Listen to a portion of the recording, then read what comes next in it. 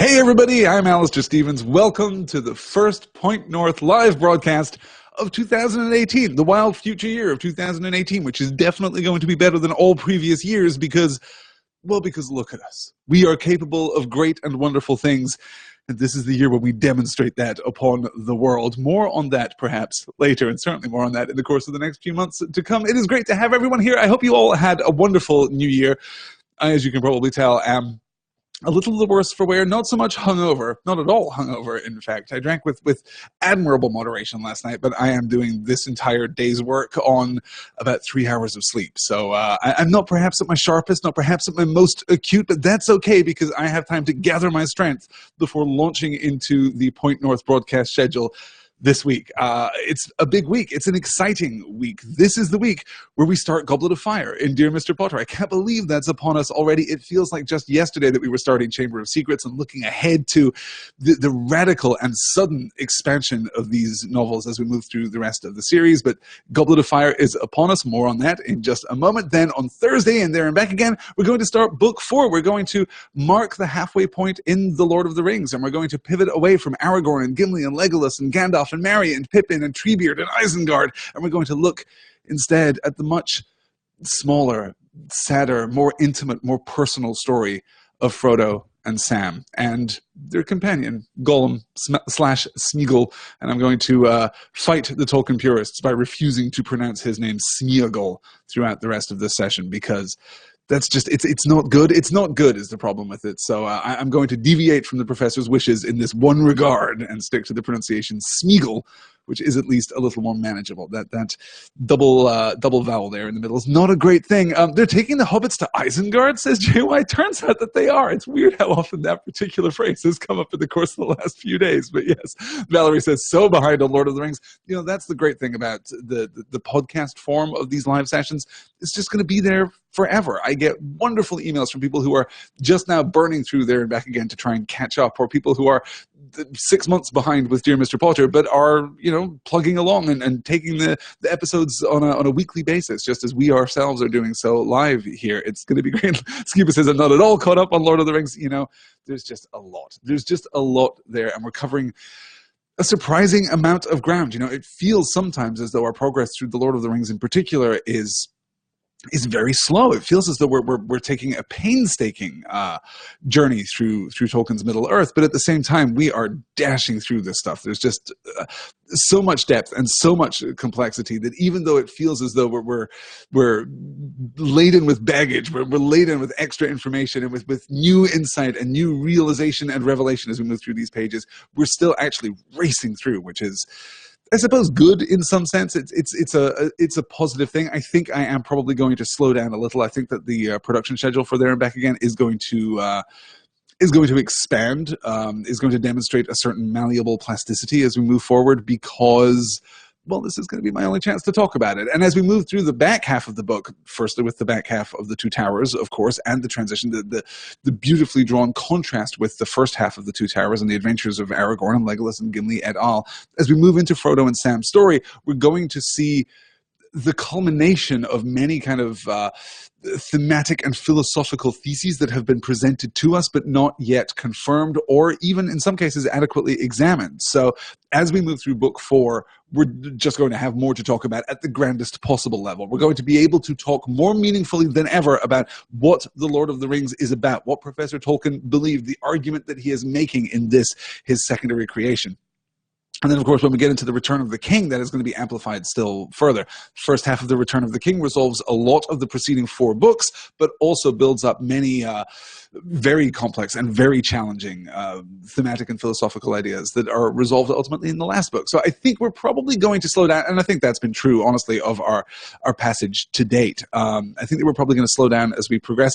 I think in some senses that the opposite is true in Dear Mr. Potter, actually. I think that it isn't necessarily the case that as the Harry Potter novels get longer, they get more deep I do think that they get wider, but I'm not sure that there's a great deal of additional complexity there. So our process of moving through Goblet of Fire, which we're going to cover in 12 weeks, we're going to cover basically 3 chapters a week over the course of 12 weeks, which is longer than a normal Dear Mr. Potter session, but is not perhaps as long as the length of this book might suggest it ought to be. So we're going to move more swiftly, but still take longer, because in part what we're doing with Goblet is sifting this story, is finding now the heart of this story. I think it's fair to say that the latter 4 books in J.K. Rowling's series do suffer a little bit from a lack of clarity, honestly. And that's completely understandable, because at this point, we're no longer telling individual stories. We've moved into the saga portion of J.K. Rowling's career with regard to Harry Potter specifically. So we're going to kind of expand. Expand is absolutely an insufficient verb here. We are going to blow out, we are going to radically expand the scope of our storytelling and our own ambition within that frame.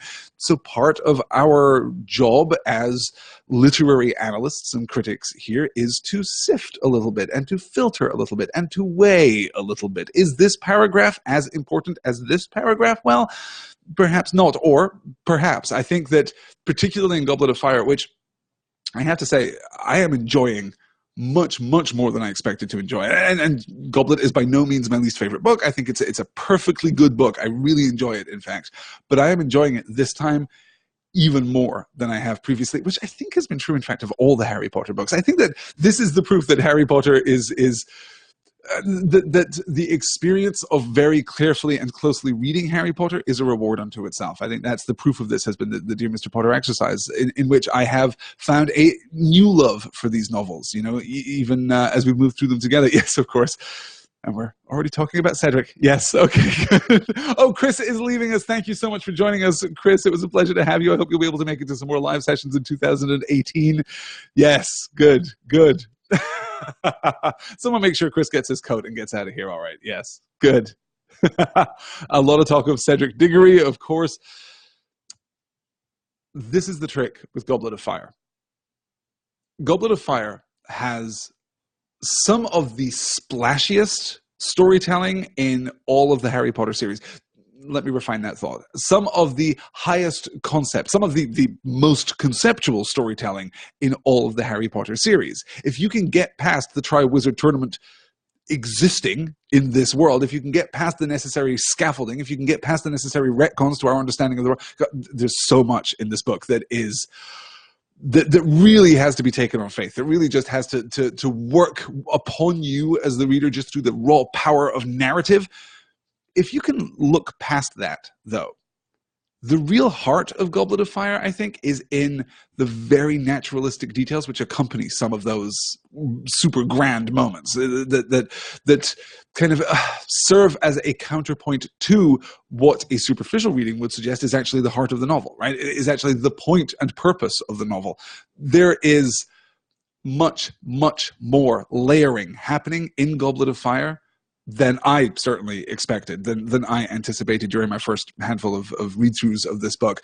I knew going into this reading that there was more there. I kind of had a sense of where I wanted to put my focus, analytically speaking, and I'm glad to say that I think that is going to pay off. I'm glad to say that I think that we're going to be able to have some really, really great discussions about the heart of this book. So this has been an absolutely anarchic opening to this live session because, as previously mentioned, 3 hours of sleep. But to recap, on Tuesday night, tomorrow, January 2nd, 10 p.m. Eastern, 9 p.m. Central. Dear Mr. Potter, let me check the number because I screwed up the numbering before and now I don't remember what they all are. Dear Mr. Potter, number 37, Scarred. That will be tomorrow, January 2nd, in which we read the first 3 chapters of Goblet of Fire, which takes us up to basically it primes the pump for the Quidditch World Cup, which is going to be the topic that we're going to cover in next week's reading. Then on Thursday, also 10 p.m. Eastern, 9 p.m. Central, there and back again, 46, entitled Golem and Smeagol, in which we catch up with Sam, catch up with Frodo, catch up with Golem, and tighten our focus all the way in. It's so fascinating to look at the end of book 3, where the stakes have never been higher and things have never been more grand. You know, the Battle of Helm's Deep and the storming of Isengard and the confrontation with Saruman, the shattering of Saruman's staff, and then to transition into book 4 with this very small and quiet and intimate story, where the scale, of course, is still immense and the consequences are dire in all directions, but our focus is very, very intimate, very, very close, and it's a beautiful transition. So I'm really looking forward to talking about that. And there are some other things that are going on too. You may have noticed that I didn't make good on my promise to record and to release A Christmas Carol by Charles Dickens between Christmas and New Year. That is for two reasons. There was some family excitement and upset and drama that kept me away from my computer for a couple of days, which kind of set back my progress. And then, as I'm sure you can hear, I've been fighting this sinus head cold thing, so my voice is just not where it ought to be. So this is what we're going to do, and I think that this is going to be a really fun endeavor. As you know, on Friday evenings, sometimes Friday afternoons, occasionally, rarely Friday mornings, but sometime on a Friday, I do a Patreon/patron exclusive book club where I hang out and talk about a story. We've talked about Hitchhiker's Guide to the Galaxy. We've talked about Murder on the Orient Express. We're going to talk about the new book. The new poll will be announced this coming Friday, in fact, and you guys can vote upon that and decide what it is that you want to study here in the Patreon exclusive book club. You'll notice that I'm differentiating now between Patreon exclusive and patron exclusive. The exact mechanism by which this is going to work is still under refinement because I want to make sure that it's as transparent and as straightforward as possible, but I don't want to lock any content now behind a Patreon paywall. I want to make sure that if you pledge your support through PayPal or through Coffee or through sending me a check in the mail, which you can absolutely do, if you pledge your support in another way, you still get access to all of that material. So I'm trying to transition to patron exclusive rather than Patreon exclusive. We'll see how that works out. It's not always an easy transition to make after a year, after, gosh, 4 years, 4.5 years of revising, of teaching myself not to say patron, but in fact to say Patreon. So this coming Friday, the Patreon exclusive book club session will not, in fact, be patron exclusive. I'm going to release an open book club session for everyone, in which I'm going to sit here or hereabouts, and I am going to read for you all live the abridged version of A Christmas Carol that Charles Dickens read during the latter years of his career, when he would tour England and give live readings every Christmas, starting in Manchester and York and Leicester and Lancaster and all over the north of England, all over the Midlands, just all over the place. He would travel and give readings of a slightly abridged version of A Christmas Carol. It is not my favorite version of the story, but it does have the advantage of being done in about 90 minutes. So that, I think, is what we are going to do this coming Friday. I will also, of course, launch the poll for the next patron exclusive book club text. So if you have suggestions, and there will be a thing going up on Patreon in just a moment. I forget. I scheduled that post. I forget exactly when I scheduled that post, but it will be going up at some point this evening / tomorrow morning. And that will be basically a call for submissions. That's going to be a call for suggestions. Anything that you want to discuss in the book club, you can submit in the comments to that, and I'll compile all of those responses into a new poll for everyone to vote upon. So that is going to happen on Friday. That too, 10 p.m. Eastern, 9 p.m. Central. Come join me for an hour and a half, and I will read to you A Christmas Carol. I know it's going to be the end of the first week of January, but you know what? This is the point of Christmas, right? That we carry it with us all through the year, that we carry this festive spirit forward into the new year with purpose, that we make 2018 a kinder and more charitable thing than it would otherwise have been. This is a year of defiance, and rebellions, hey, watch the segue. Rebellions, it turns out, are built on hope. Hey, speaking of Star Wars, I have some interesting plans for Story in Star Wars. To answer the most common question that I've received over the course of the last month or so, yes, there's absolutely going to be an episode about The Last Jedi. Yes, it is absolutely coming this week. I'm thinking Saturday. I think it's probably going to be released on Saturday. If I can record it earlier than that, then I absolutely will. That's the first and most obvious thing. Yes, absolutely coming up very soon. I also have plans for 2 more episodes of Story in Star Wars in the very near future, because there are 2 topics that I really, really want to talk about. The second of those, because I think it's going to be the third of the 3 planned episodes right now, and I'm slightly less immediately engaged by this topic, so I'll address it first, but this episode should still come out before the end of January, is looking at the Force, looking at the ways in which people use the Force, particularly in the light of The Last Jedi, the ways in which people use the Force throughout the entire series. We're going to try and put together a I don't know, a kind of natural philosopher take on the Force. You know, we are going to observe and we are going to infer and we are going to try to put together a mechanistic system of Force interactions and see if that teaches us anything about the ways in which the Force works and virtue itself in the realm of Star Wars. And of course, because I'm undertaking this project myself, it will work. I think that there is something there that we can infer interestingly from that. But before we get to that one, I'm going to do something new for Story and Star Wars, which is to gather together here in a crowdcast environment. I want to do a live Story and Star Wars session. And normally I don't do a live Story and Star Wars session because when you're talking about a movie and you're preparing your thoughts and you're kind of building an argument, it's easier to do that in a lecture format, honestly, because otherwise it would consist of you guys sitting here with me in the chat while I read from a very carefully prepared script. That is the format that I enjoy most for Story and Star Wars, and the format that seems to suit that material the most.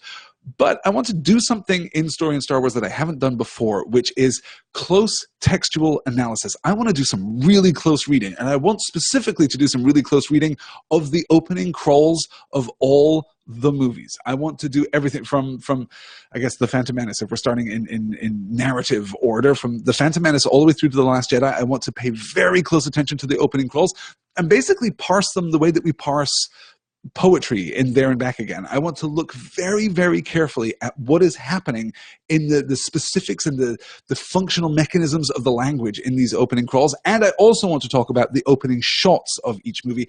I've suggested before that the opening shot of each of the Star Wars movies, I'm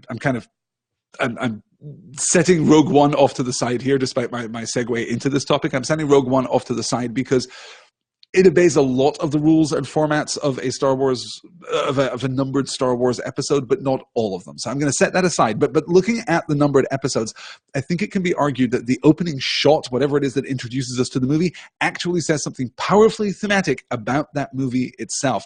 The most important example of that I can think of, well, okay, the most important example that I can think of is the introduction to A New Hope, of course, Episode 4, with the blockade runner being overtaken by the Star Destroyer and the incalculable power differential between these plucky rebels and the Empire itself. It's one of the greatest things that's ever been committed to film. I mean, it's an absolutely astonishing sequence, but it has so much textual impact. It has so much significance to the narrative and the frame of the narrative, too.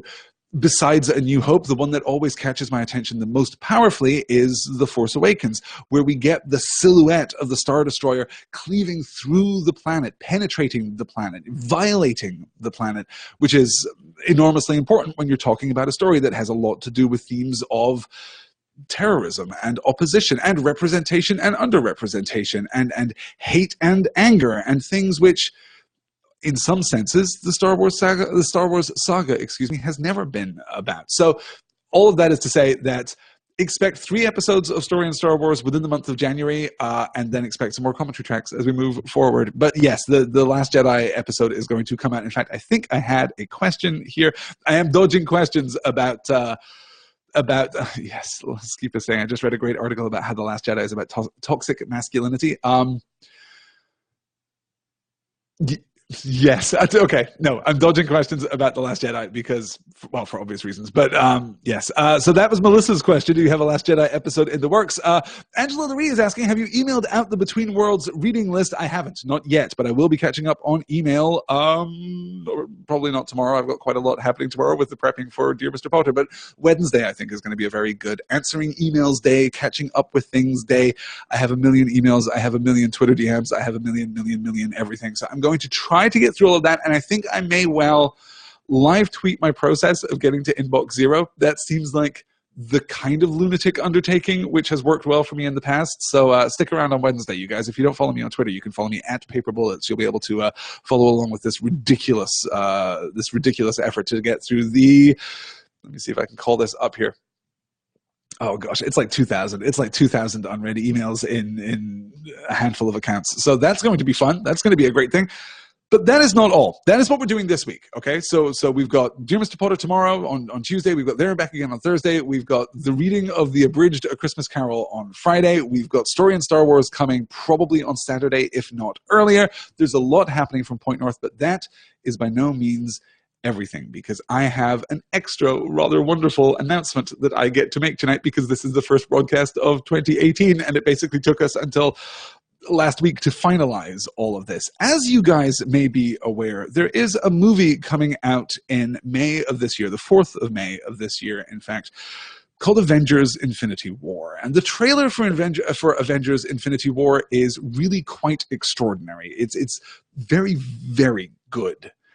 And I want to talk about that movie. I really want to talk about that movie. I want to talk about the entire MCU, so I'm going to. And with the company of the wonderful Vinton Bain and Sarah Kate Pizant, the Excelsior podcast, which you can find over at commonroomradio.com, is going to be releasing an extra episode every single week of the year up to the release of Infinity War. Those extra episodes are going to be commentary tracks for every single MCU movie in order. I am extremely excited about this. That list, by the way, for those of you who are curious: Iron Man, The Incredible Hulk, Iron Man 2, Thor, Captain America the First Avenger, The Avengers, Iron Man 3, Thor the Dark World, woof, Captain America the Winter Soldier, Guardians of the Galaxy, Avengers Age of Ultron, Ant-Man, Captain America Civil War, Doctor Strange, Guardians of the Galaxy Volume 2, Thor Ragnarok, which will by this point be out by the time that we get to the commentary track for Thor Ragnarok. It will be available on Blu-ray. And then Avengers Infinity War. Sometime in the midst of all of that, by the way, in fact, the second week of February this year, the Black Panther movie is going to be released. So we're also going to talk about that. So by the time we get to the release of Infinity War, we are going to have discussed every minute of MCU content, mainstream, big screen MCU content that is available to date. I am so excited for this. If you've listened to the Excelsior podcast before, you will know that Vinton is unparalleled in his passion for the MCU, his passion for Marvel comic history, his dedication, his professionalism. He is an extraordinary individual who pours so much work into this stuff. It's inspiring to behold. It really is. It's wonderful. And Sarah, of course, comes from this fantastically passionate and wonderfully informed and nuanced too fangirl perspective. She's so into the MCU as a representation of her favorite pop culture icons, her favorite pop culture characters, in fact. So we're going to do this whole thing. It's pretty ridiculous. The first episode, let me double check the date that I have written here, because I genuinely don't remember if this date is going to be the release date. It will be the release date. The first episode is not going to be released this coming Friday. It's going to be released the following Friday. That is the 12th of January, 2018. And as I say, every subsequent Friday, you are going to get a new commentary track from the Excelsior team, Vinton, Sarah, and myself. I cannot wait to talk about all of these movies. You guys, if you want more from Excelsior, head on over to commonroomradio.com and subscribe to Excelsior, a super-powered podcast. It's a lot of fun. Vinton's intros are hilarious, says Melissa. Yeah, they really are. He's very, very good. Yeah. Kendall says, if we aren't familiar with Excelsior, where can we find this? Head on over to commonroomradio.com, as I said, or you can go put Excelsior into iTunes or Google Play or YouTube, though I think we might be a couple of episodes behind on YouTube.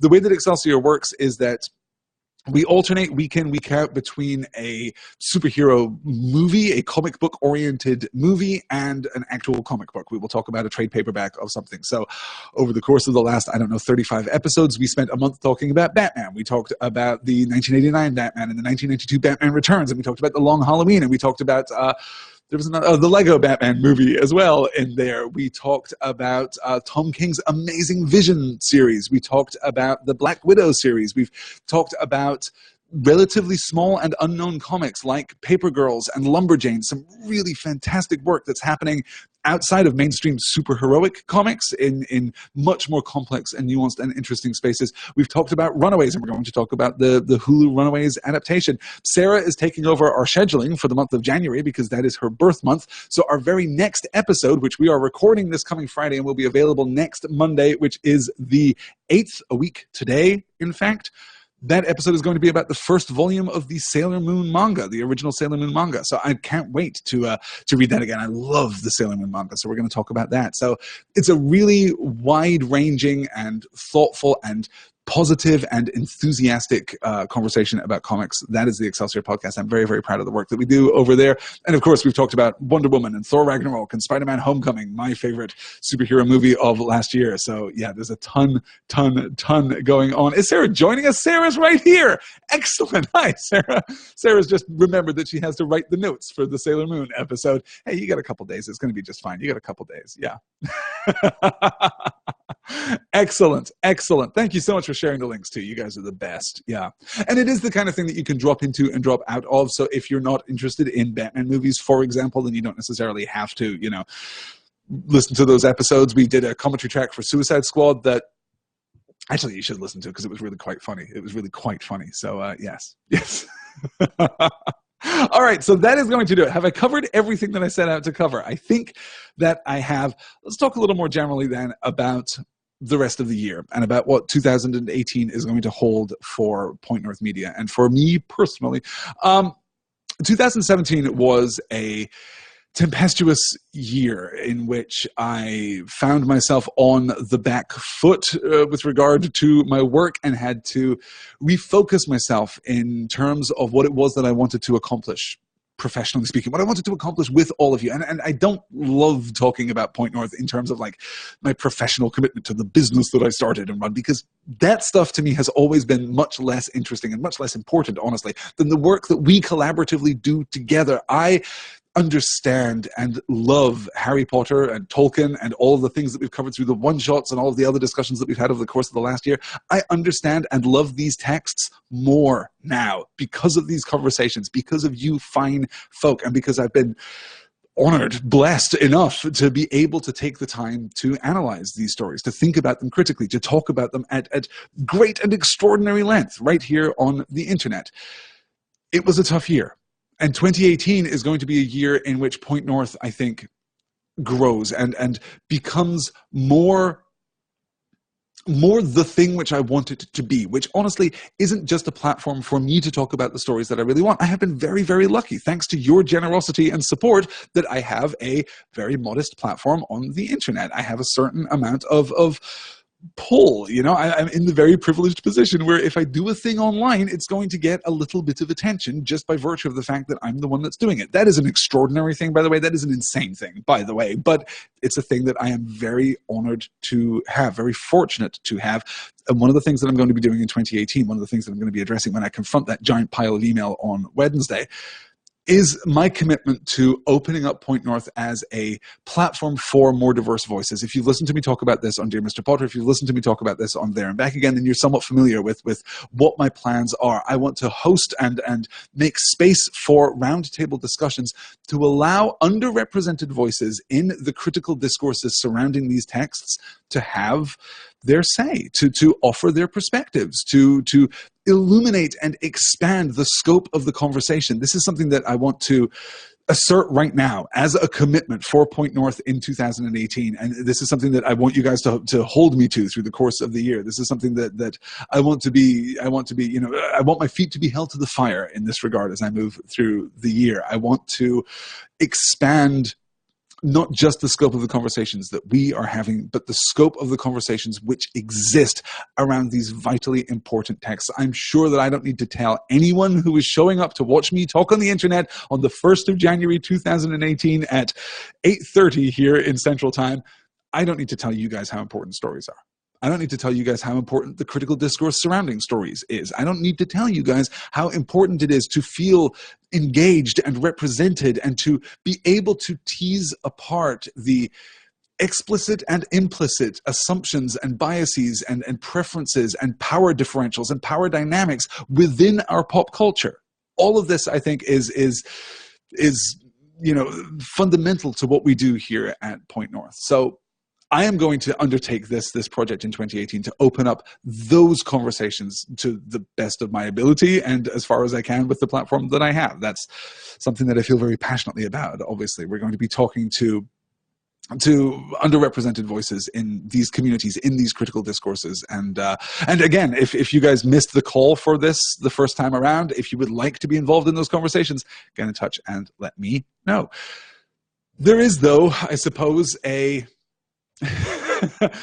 Okay, so there's a carrot and there's a stick, I guess is where we are in terms of Point North in 2018, right? The carrot is there's so much great work to be done. There's so much important work to be done. I have such passion and enthusiasm for this work.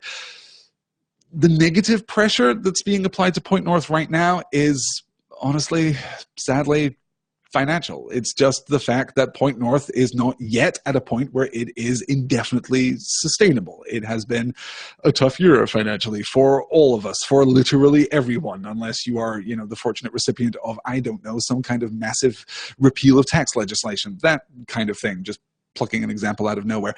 Regardless, it has been a tough year financially. It continues to be a tough year for a tough financial situation, I think, for many of us. And I will never for a second forget how fortunate I am to have the financial support of so many wonderful patrons over at patreon.com/pointnorthmedia, over at coffee.com/pointnorthmedia. That's ko-fi.com. If you haven't seen that, it's actually pretty cute. I kind of like that website.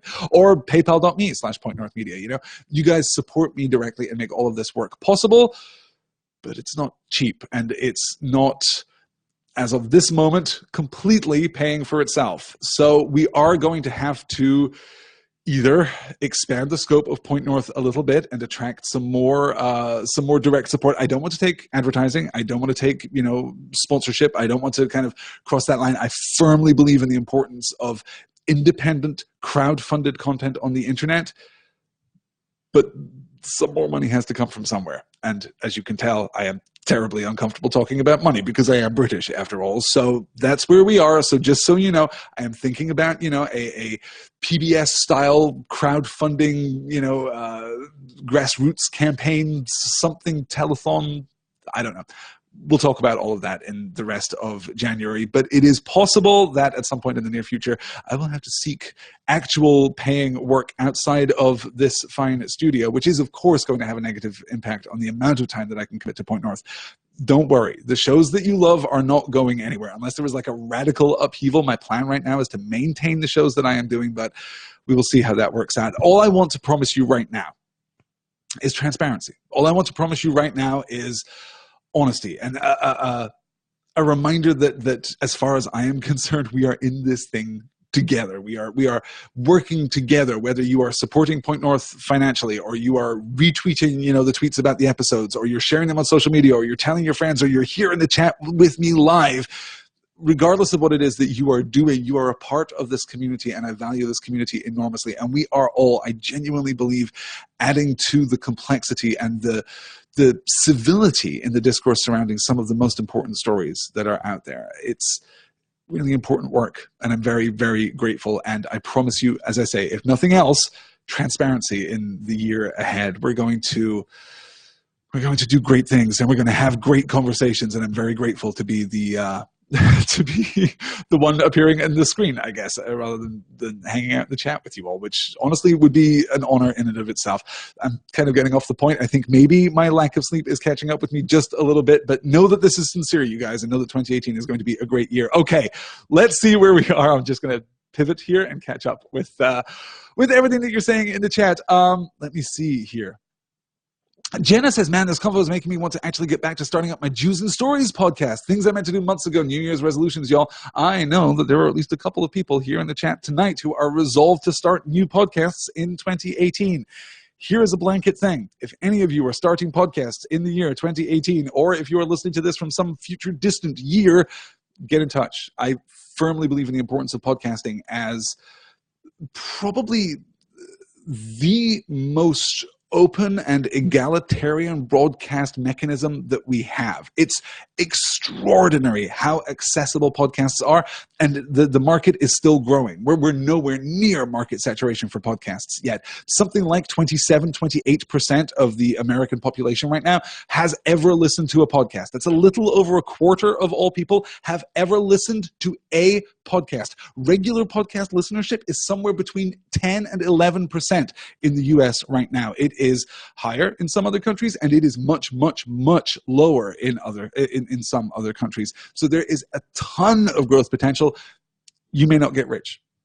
making podcasts. You almost certainly won't, unless your name is Chris Hardwick. You're not going to get rich making podcasts, you guys. I'm sorry to say. But what you will do is add your voice. You will be heard in a world that needs you to be heard very, very much. Obviously, I believe very, very strenuously, very, very passionately, very proudly in the power of podcasts, in the intimacy of podcasts. So if you are starting a podcast, get in touch. I can't necessarily promise that I will have the time to lead you step by step through everything, but I will at least be able to point you to some valuable resources. I will at least be able to give you like a primer on how to get started. And if there's sufficient, request for it, then I'll write a blog post or something and give you some resources that can get you set up. Yeah, good.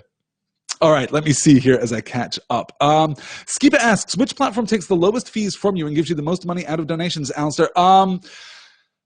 The best, okay, if we're just talking, financially, if we're talking about, direct financial transference, so we're just talking about, the actual lump sum that comes to me, the best way is a check, because then we just don't get handling fees at all. That obviously does incur, though, stamps and going to the PO box and then cashing said checks and all of that stuff. The truth is that any of the online ways, now that Patreon has backed down from its utterly egregious and ill-considered revisions to their fee structures, now that they have backed away from that like it was on fire, actually all of the means of donating your support, of pledging your support to Point North work out about the same, honestly. They all work out in that 88 to 90 percentile. So that's roughly how much of your money I'm going to get, whether you go through PayPal or Coffee. It's, I think, a little higher through Coffee, but Coffee isn't really equipped to scale at this point, but we'll see. And of course, Drip is coming along now, the new Patreon-style ongoing crowdfunding platform from the people who created Kickstarter.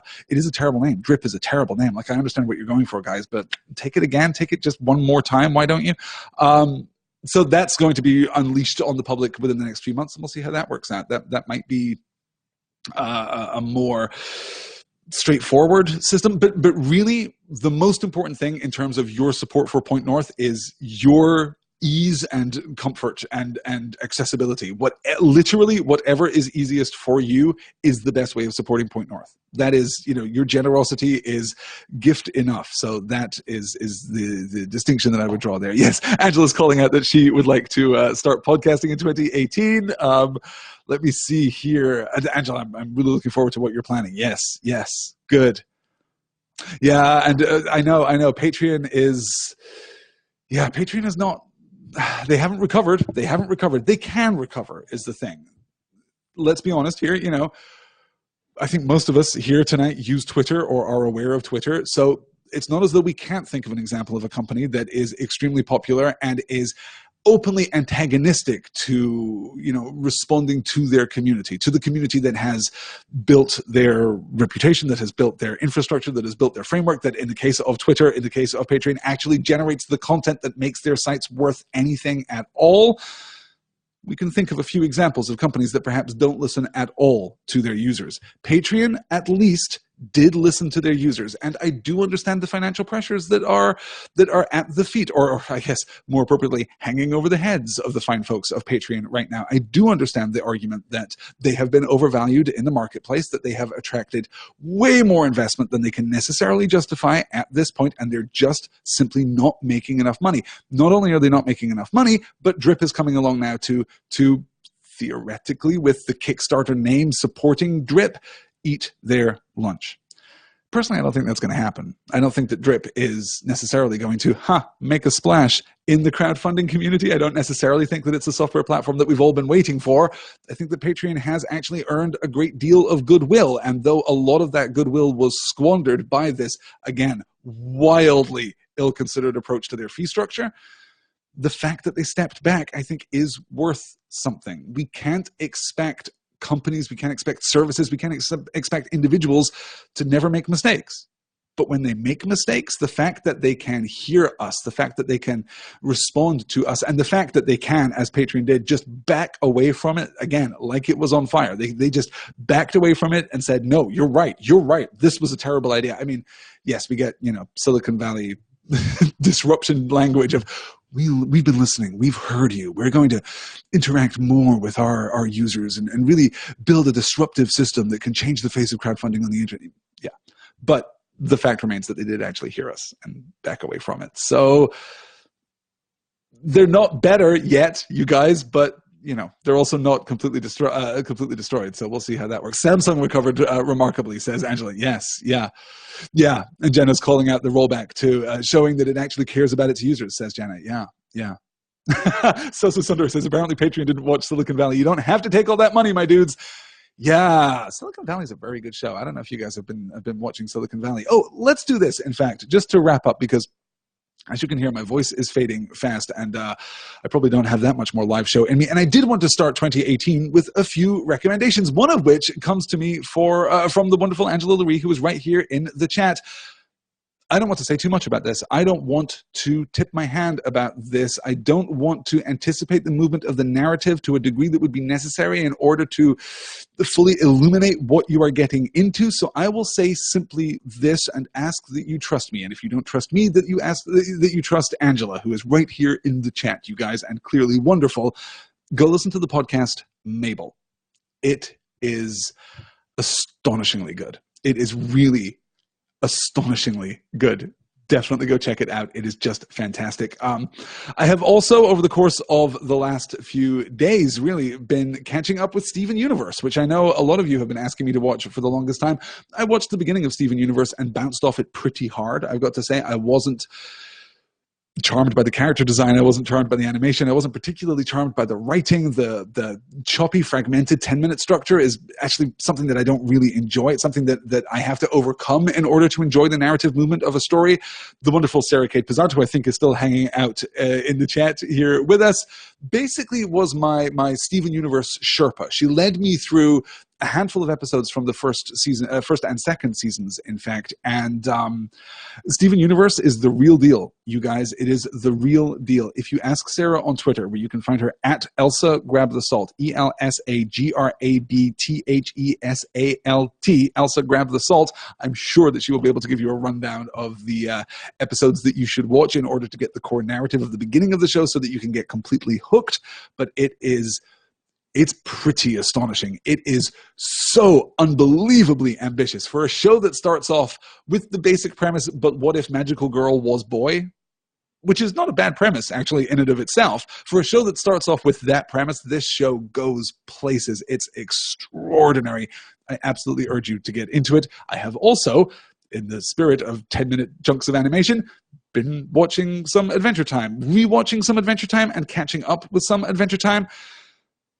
I don't love Adventure Time the way that I want to, is the problem. I don't ever feel that it quite lives up to its potential. I don't feel as though Adventure Time ever quite gets there in the way that Steven Universe does, in the way that Gravity Falls does.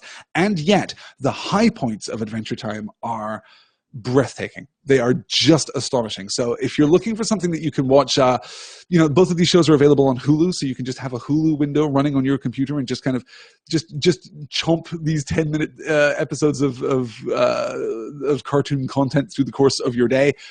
I highly recommend getting into both of them. They're very, very good. Angela's saying she's now watching Steven Universe. That's great. Becca says, Sarah, do you know that Walmart sells Steven Universe doll houses and furniture? Huh. I didn't know that. That's amazing. Oh, Angela's also recommending Star versus the Forces of Evil. Speaking of a show that never quite, I think, lived up to its potential, there are things that I love about Star, particularly, actually, both the opening and the closing music of Star is fantastic. If you've been listening to me for a long time, you might remember back in the Lightbulb days when I think I actually made the opening theme for Star versus the Forces of Evil a thing of the week at one point because it's just that good. Let me see here. I'm calling up now my Pocket Cast app, which is the app that I use, to see if I have been listening to any new podcasts. Oh, The Nod. The Nod is exceptional. I think I've talked about that before. It's very, very good. Is there anything else that I have been listening to recently? I don't think that there is, in fact. I do have, let me find... Lattes at Luke's by Trisha and Sarah is a new Gilmore Girls podcast that I've only listened to. In fact, the only episode available right now is their 0-episode little teaser. That's actually very fun. I like that show a lot. So I think that's going to be my accompaniment to what is an inevitable rewatch of Gilmore Girls. I'm kind of into that. I mentioned before, too, that I was catching up with Hello from the Magic Tavern, which is also just lovely. It is Very silly.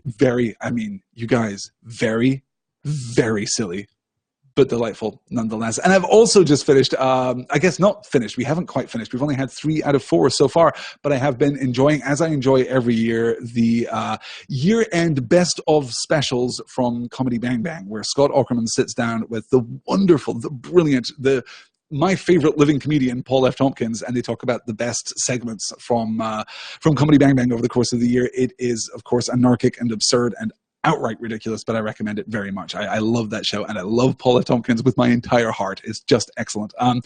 Good. Oh, a recommendation for lattes at Luke's from Becca here too. Sarah and Trisha are wonderful. Yes, indeed. Sarah and Trisha are wonderful. Good. Let me see here. As I catch up, I think we're talking. Yeah, Sosa Sundare is also calling out that Hulu has bunheads, and I'm kind of hoping, honestly, that that after covering 7 seasons of Gilmore Girls, Lattes at Luke's will go on and do bunheads, because I really like bunheads as a show. It only ran for 1 season, but I like it a lot. Yes, we're also recommending podcast apps here. Overcast, says Alexis. Yes, Overcast is very good. I used to use Overcast all the time. Pocket Cast is better on the Android device that I have, which is why I use that. Pocket Cast also has this fantastic thing where you can pay, I don't know, $5 or something. I paid it years ago, which is why I don't remember how much it is exactly. But you can pay, I think it's about $5 for a lifetime cross-platform syncing functionality. So I can open up Pocket Casts in a little, in a tabbed browser window in my Chrome browser here on my computer, and all of my podcast content will sync. I'll be able to pick up where I listen to a show, and it'll update my phone again. So that's actually really good for those moments when your phone is out of battery, but you still need to listen to a podcast lest you be alone with your thoughts for more than a few minutes. Angela is linking here to the Mabel Podcast, mabelpodcast.com.